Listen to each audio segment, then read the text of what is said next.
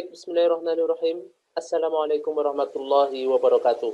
Kembali lagi di perkuliahan pemrosesan paralel. Pada pertemuan kali ini kita akan melanjutkan diskusi kita, yaitu tentang desain paralel programs bagian 1. Pada pertemuan kali ini yang akan kita bahas di dalam designing program parallel programming itu adalah automatic versus manual parallelization. Apa sih sebetulnya automatic dan manual dalam paralelisasi ini?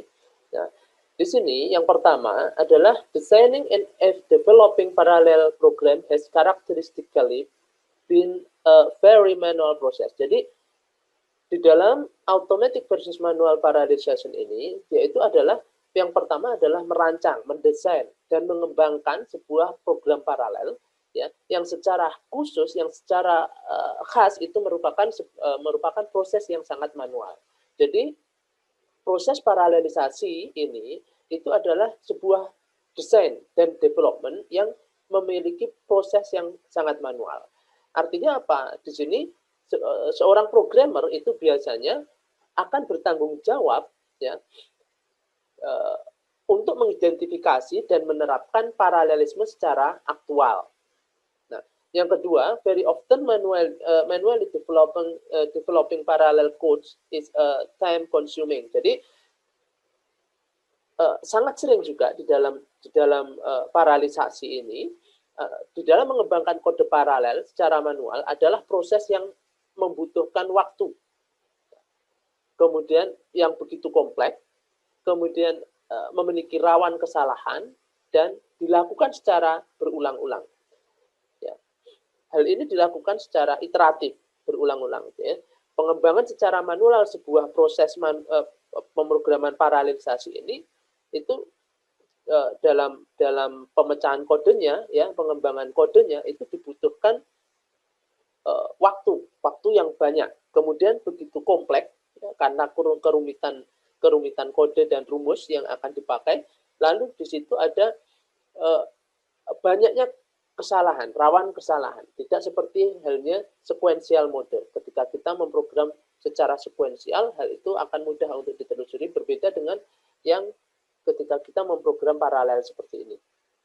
Dan itu harus dilakukan secara iteratif. Nah, kemudian yang ketiga adalah selama programmer dengan mengubah program serial ya, selama beberapa tahun sekarang ini ya, for a number of years now, jadi selama beberapa tahun sekarang ini berbagai alat telah tersedia untuk membantu programmer dengan mengubah program serial menjadi sebuah program paralel. Nah, jenis alat yang paling umum digunakan adalah untuk memparalelkan sebuah program serial itu secara otomatis adalah sebuah compiler ya, atau preprosesor parallelism ya, disebut dengan compiler. Nah, kemudian kita lanjutkan. Nah, a parallelizing compiler generally works in two different ways. Jadi compiler paralelisasi compiler ini umumnya bekerja di dalam dua cara yang berbeda. Yang pertama sepenuhnya otomatis, ya, yaitu di mana sepenuhnya otomatis ini berarti compiler akan menganalisis kode sumber, source code, dan mengidentifikasi setiap peluang untuk dapat diparalelkan. Jadi artinya si compiler ini punya kesempatan akan melakukan analisis dari kode sumber yang akan dipakai, ya, kemudian mengidentifikasinya, ya, lalu di situ apakah di sana dari kode sumber itu ada peluang untuk diparalelkan atau tidak. Nah, sepenuhnya otomatis. Kemudian yang kedua yaitu adalah analisis tersebut itu mencakup bagaimana cara mengidentifikasi inhibitor atau penghambat paralelisme, dan di sana ada mungkin terdapat sebuah pembebanan pada biaya. Pada apakah paralelisme itu benar-benar akan meningkatkan kinerja atau tidak. Artinya apa di sini? Ya, di sini ketika kita menggunakan otomatis bahwa perlu adanya analisis yang mencakup di sini, yaitu mengidentifikasi paralelisme, apa yang menjadi penghambat paralelisme tersebut. Nah, apakah ketika si program itu dapat menyelesaikan sebuah permasalahan atau secara cepat, otomatis biaya yang ditimbulkan nanti akan lebih rendah. Berbeda lagi kalau ketika permasalahan tersebut ternyata tidak dapat diselesaikan dengan pemrosesan paralel, atau mungkin compiler ataupun algoritma paralel yang digunakan itu berbeda atau salah, otomatis dia akan membebani pada biaya prosesnya. Ya. Tidak lagi meningkatkan sebuah kinerja dari paralelisme. Nah, kemudian yang sepenuhnya otomatis, yang ketiga adalah loop yang menggunakan do for. Ya. Di sini adalah sebuah target yang paling sering untuk digunakan di dalam paralel otomatis. Jadi ada tiga yang compiler pertama, yaitu di dalam sepenuhnya otomatis, yaitu compiler menganalisis kode sumber, kemudian analisis itu mencakup mengidentifikasi penghambat paralelisme dan mungkin pembobotan biaya pada apakah paralelisme itu benar-benar akan meningkatkan sebuah kinerja atau tidak. Lalu adalah adanya pengulangan do for. Nah, kemudian yang kedua yaitu adalah programmer directed. Yang kedua adalah programmer directed. Di dalam programmer directed itu dengan menggunakan perintah kompilator, ya. Atau mungkin dia menggunakan flag kompilator. Ya. Di sini pemrogram secara eksplisit akan memberi tahu kompilator cara memparalelkan kode. Jadi di sini programmer directed ini secara langsung programmer itu akan berinteraksi secara langsung dengan kompilator. Bagaimana memberitahu kepada kompilator apakah program ini perlu diparalelkan atau tidak. Nah, ini programmer directed. Kemudian yang kedua adalah mungkin juga dapat digunakan bersama dengan beberapa paralelisme secara otomatis. Jadi bisa juga di dalam programmer directed ini bisa digunakan di dalam derajat paralelisasi otomatis yang tadi disebutkan sebelumnya. Nah, lalu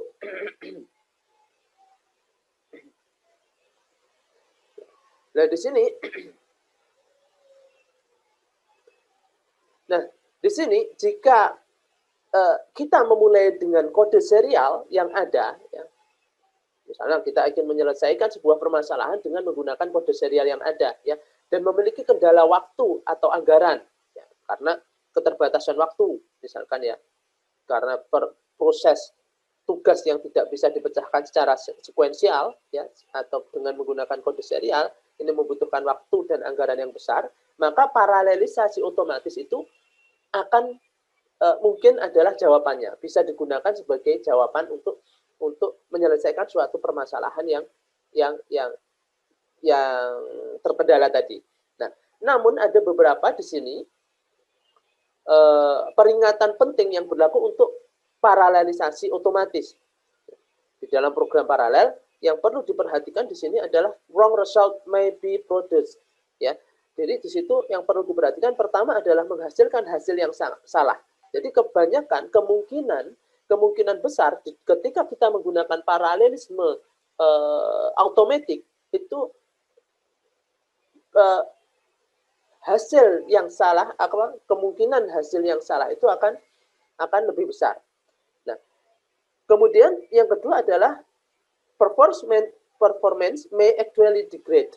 Nah, di sini adalah kinerja dari pemrosesan paralel di sini, yaitu sebenarnya bisa menurun. Kemudian jauh kurang fleksibel dibandingkan paralelisasi manual. Paralelisasi manual ini adalah sebetulnya sama dengan programmer directed tadi. Nah, kemudian terbatas pada subset, kebanyakan loop. Ya.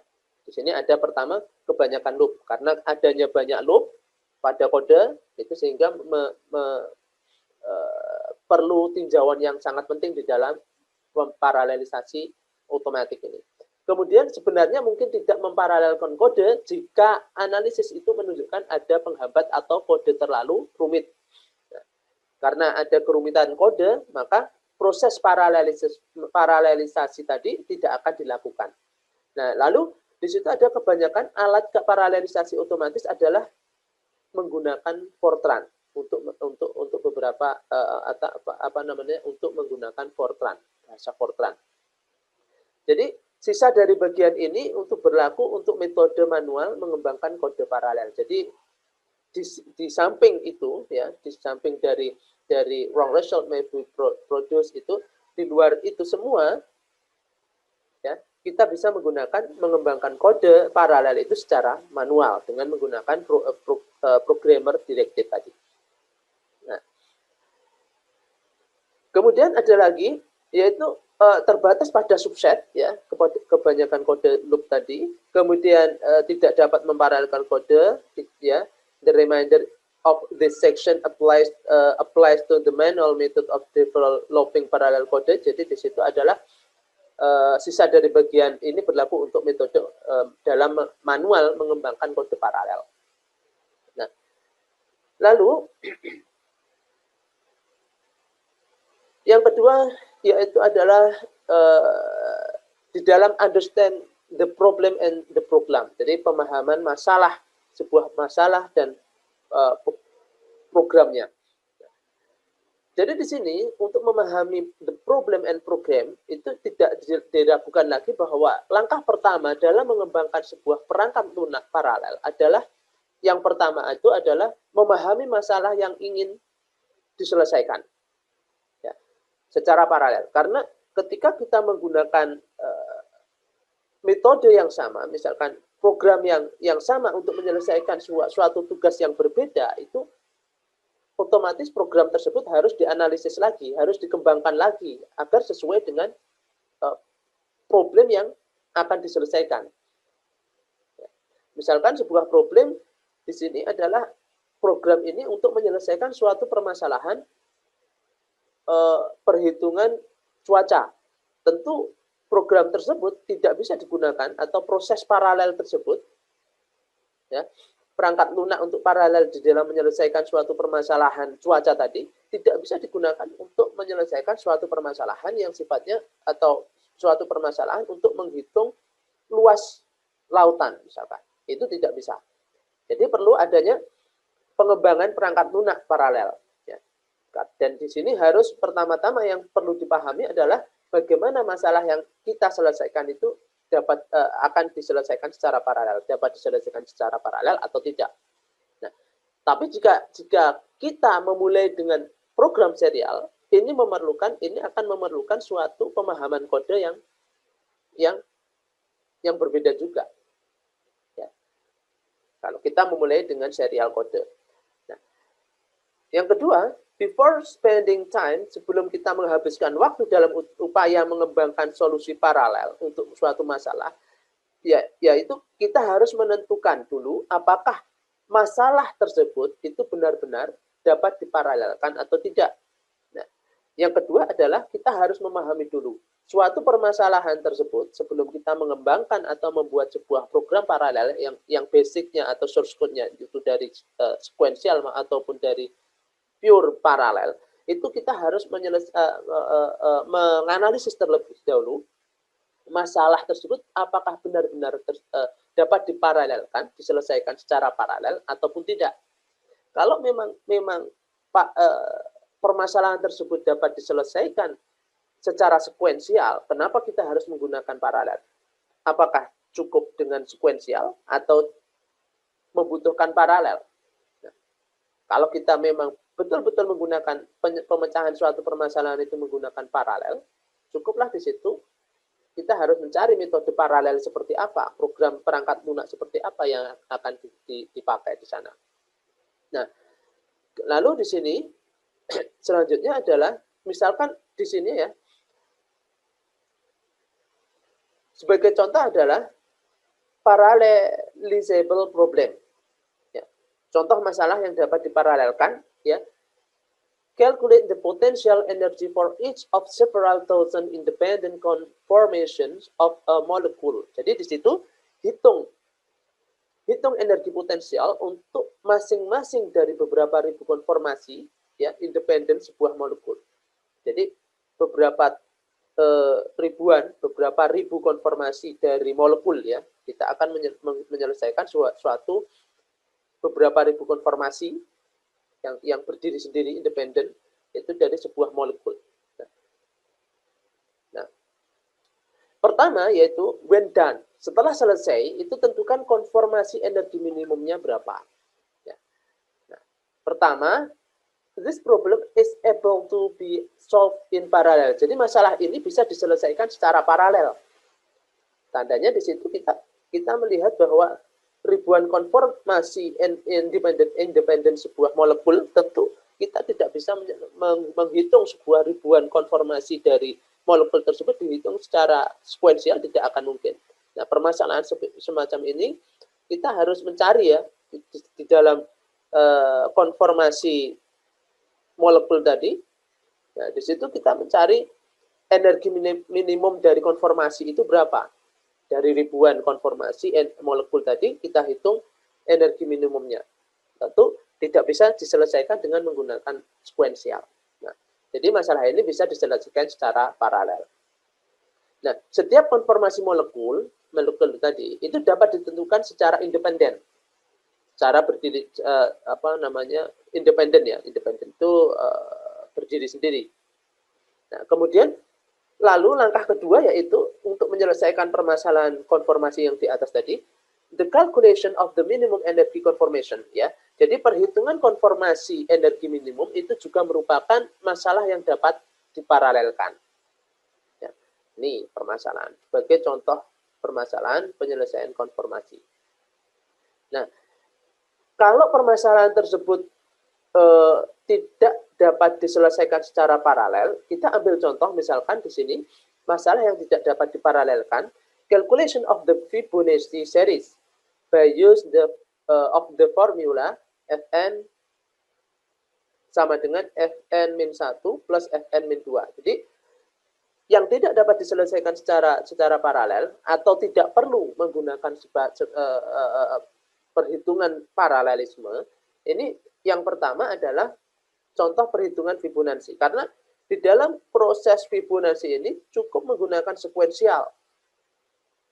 Nah, kalau kita tetap ingin menggunakan sebuah perhitungan deret Fibonacci ini dengan paralel, maka akan membutuhkan biaya yang tinggi. Kemudian kinerja atau performansinya yang memang mungkin cepat atau sama dengan sekuensial. Jadi tidak perlu seperti ini, tidak perlu dikerjakan secara paralel untuk yang calculation of the Fibonacci series.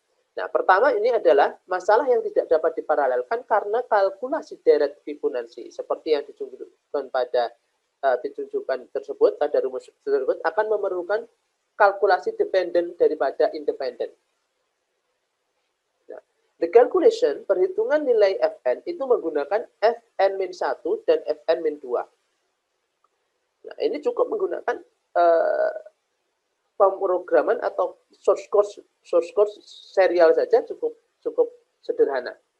Nah, kemudian ketiga suku ini tidak dapat dihitung secara independen dan oleh karena itu tidak secara paralel, tetapi bisa diselesaikan secara sekuensial.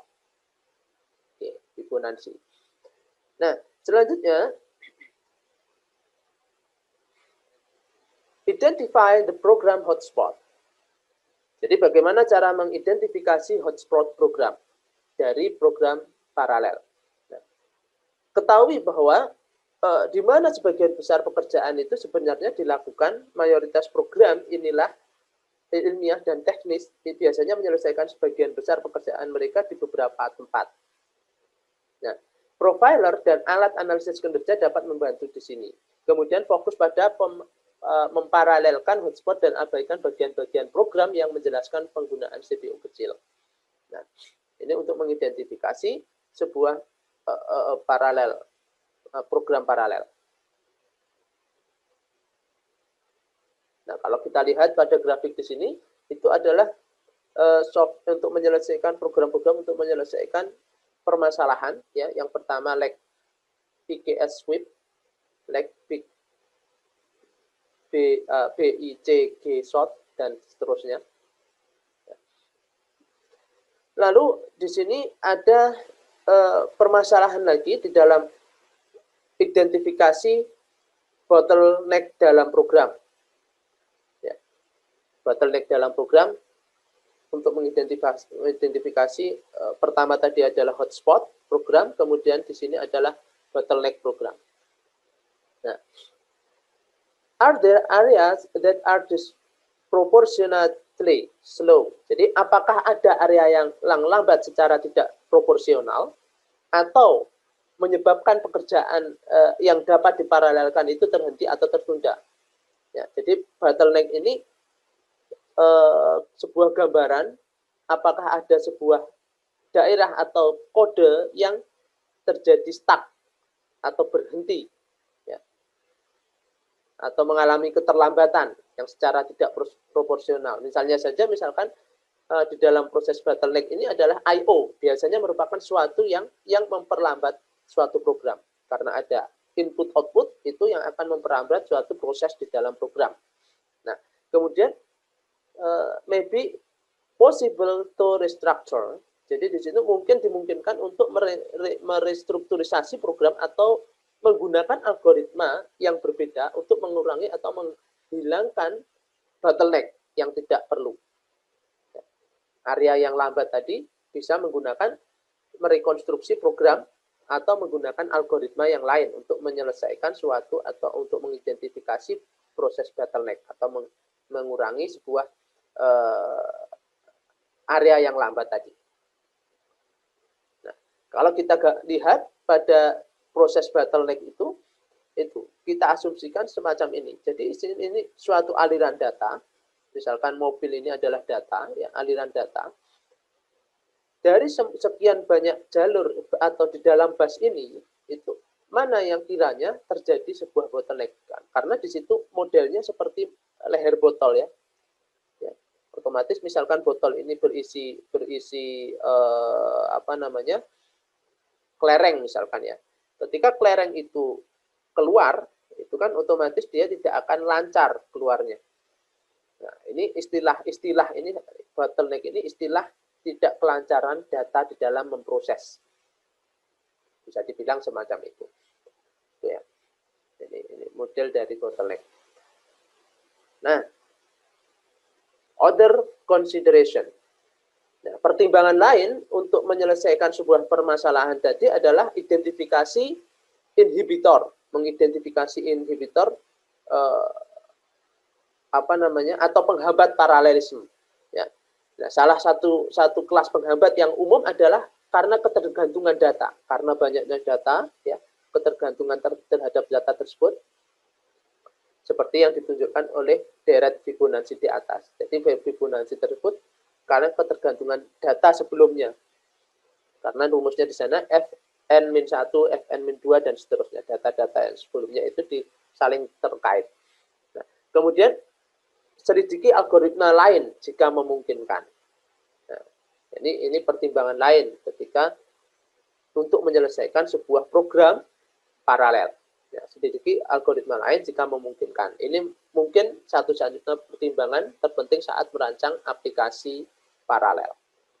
Nah, itu tadi bagian yang pertama tentang automatic parallelism dan bagaimana cara mengidentifikasi suatu program paralelisme jika terjadi suatu permasalahan, ya, bottleneck ataupun yang lain.